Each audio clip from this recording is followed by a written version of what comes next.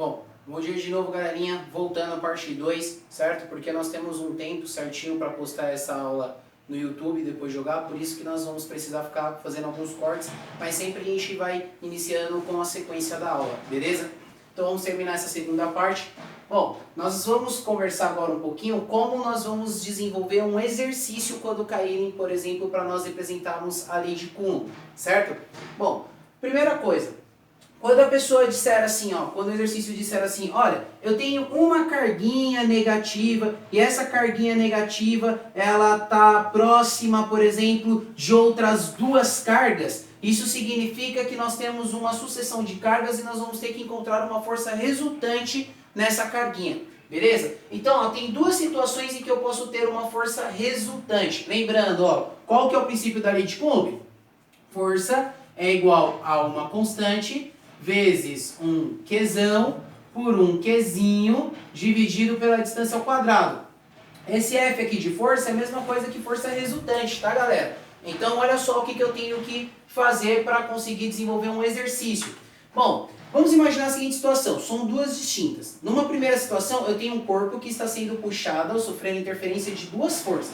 Uma que eu chamo de F1 e F2. Elas estão indo numa mesma direção e mesmo sentido. Estão todas na horizontal e para a direita, mesma direção e mesmo sentido. Como que eu faço, então, para calcular a força resultante nesse caso? Quando eu tenho forças que estão numa mesma direção e mesmo sentido, eu utilizo uma soma. Então, a força resultante nesse caso seria F1 mais F2. Vamos ver como ficaria? Vamos colocar valores. Se F1 fosse 10 newtons e F2 fosse, por exemplo, 20 newtons, quanto que daria isso aqui?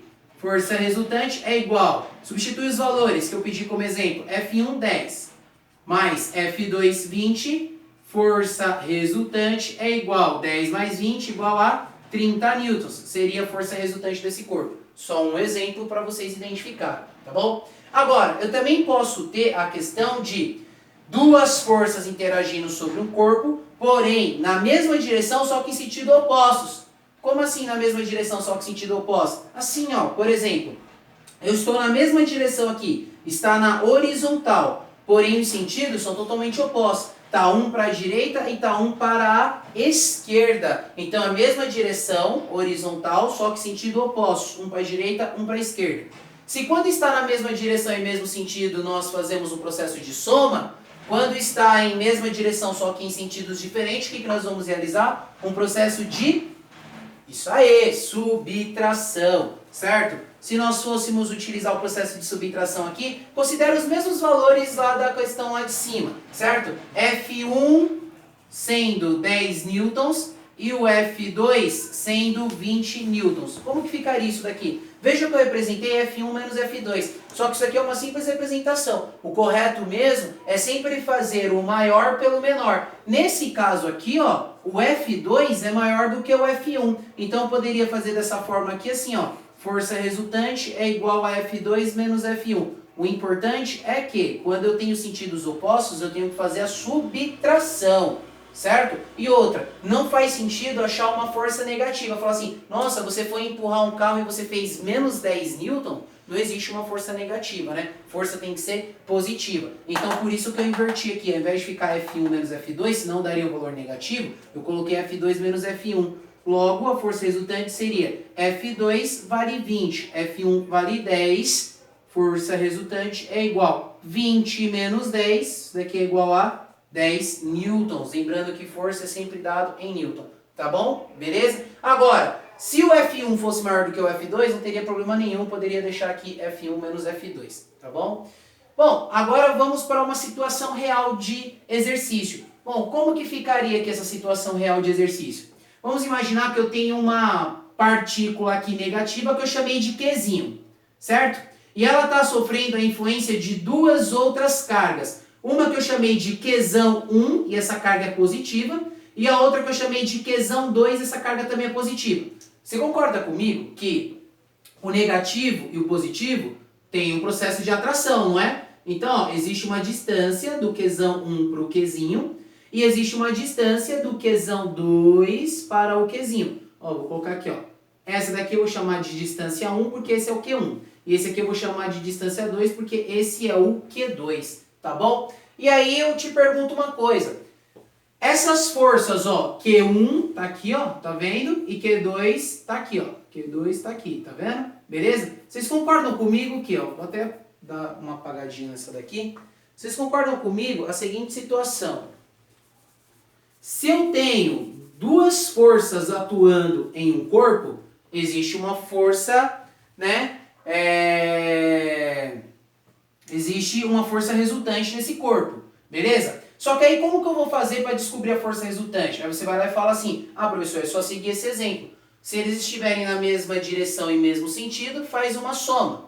Se eles estiverem na mesma direção só que sentidos diferentes, em sentidos opostos, faz uma subtração. Isso mesmo. Aqui, ó, eles estão todos na horizontal e para a direita, tanto Q1 quanto Q2, fazendo o processo sobre esse Q1 aqui, certo? Então nós teríamos que fazer uma força, certo? Uma força resultante. Eu vou chamar isso aqui de F1, vou chamar isso aqui de F2. No final das contas, a minha força resultante vai ser só somar F1 mais F2. Legal, beleza. Porém, como que eu faço para calcular a força? Olha aqui, ó, lei de Coulomb. Força é o quê? A constante eletrostática vezes a carga, Qzão, por Qzinho dividido pela distância ao quadrado, não é? Então nós temos que fazer isso aqui, ó. Força resultante que vai dar em 1 é igual. Analisa a primeira situação. A primeira situação que eu tenho é o quê? Aqui, ó. É o Qzão fazendo interferência no Qzinho, não é? Então vai ficar constante, que é da fórmula, vezes o Qzão 1 vezes o Qzinho, dividido pela distância 1 ao quadrado, que é essa primeira distância. Analisou essa situação, você vai chegar num resultado. Esse resultado aqui vai ser a força resultante 1. Agora analisa a próxima situação. A próxima situação, deixa eu trocar aqui o canetão, certo?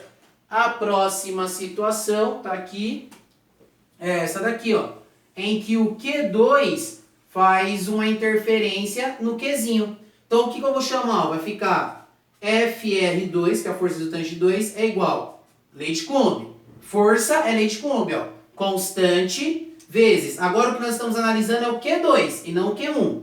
Então vai ficar Q2 vezes o Qzinho dividido pela distância 2 ao quadrado.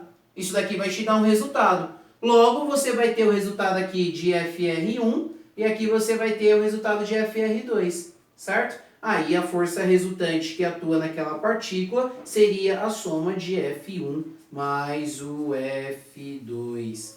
Beleza? Tudo bem? Bom, galera, depois desse primeiro instante, depois dessa primeira aula, eu vou pedir para vocês, agora sim, tentarem resolver os primeiros exercícios aí da apostila, que está falando sobre força eletrostática, certo? Vocês vão tentar fazer o exercício 1, 2, 3, o 4, o 5 e o 6 das páginas 32 e 33, certo? Vocês vão tentar. Daqui um tempinho eu vou formar aí mais uma videoaula explicando a resolução destes exercícios, tá bom? Peço também para que vocês façam esses exercícios, tirem foto depois e tentem me enviar lá no WhatsApp, beleza? Qualquer dúvida, quando eu estiver resolvendo aqui com vocês, eu vou tentar sanar essas dúvidas. Tudo bem? Beleza? Obrigado por hoje, por enquanto é só. Até breve.